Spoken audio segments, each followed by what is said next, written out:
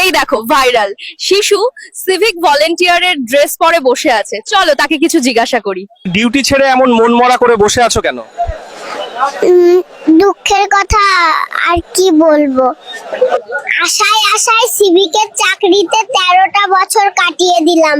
প্রত্যেক বছর ভাবি এবার বুঝি সুখের মুখ দেখবো, জীবনটা একটু সচ্ছল হবে, এবার বুঝি মাইনেটা বাড়বে। কিন্তু এই দুর্মূল্যের বাজারে মাত্র 300 টাকা রোজ, তাতে আবার ডিউটি প্রেসার, আর মাসে 2-3 বার বাহিরে থানাতে ডিউটি যেতে হয়।